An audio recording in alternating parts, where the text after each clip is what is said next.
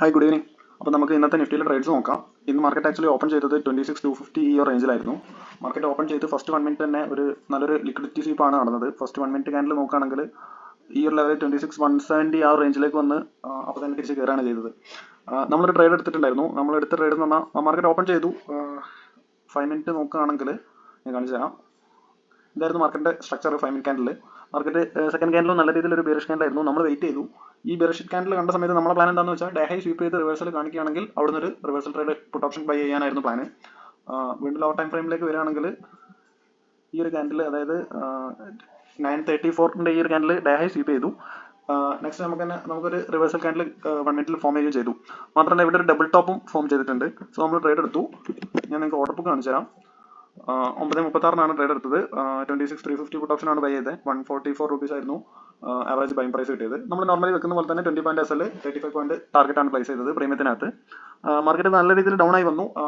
എനിക്ക് തോന്നുന്നു പ്രീമിയത്തിൽ ഒരു 20 പോയിന്റ് എബോ മൂവ് ചെയ്തിട്ടുണ്ട്. പിന്നെ SL ട്രയൽ ചെയ്യാത്തതുകൊണ്ടാണ്. വീണ്ടും മാർക്കറ്റ് കയറി വന്നു, വീണ്ടും റിവേഴ്സ് ആയി.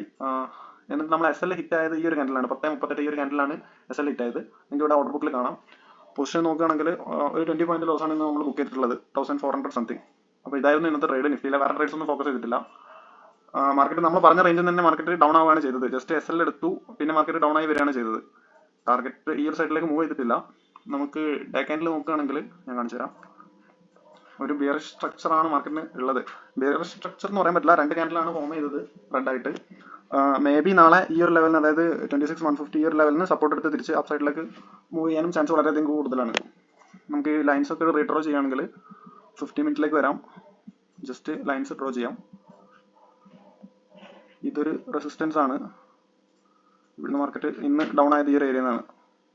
സപ്പോർട്ട് നോക്കുകയാണെങ്കിൽ ഇന്നത്തെ ക്യാൻഡിൽ ക്ലോസ്. ഓക്കെ, ദെൻ അതിൻ്റെ താഴെ വരികയാണെങ്കിൽ ഈ റേഞ്ചിലേക്ക് മാർക്കറ്റ് വരാൻ ചാൻസ് ഉണ്ട്. ഇത്രയും ലെവൽസ് ആണ്.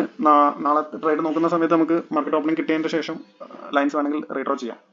ഓക്കെ, അപ്പോൾ ഇതായിരുന്നു ഇന്നത്തെ ട്രേഡ്. ആരും ബ്ലൈൻഡായിട്ട് ചാടി കയറി ട്രേഡ് എടുക്കാതെ നിൽക്കുക.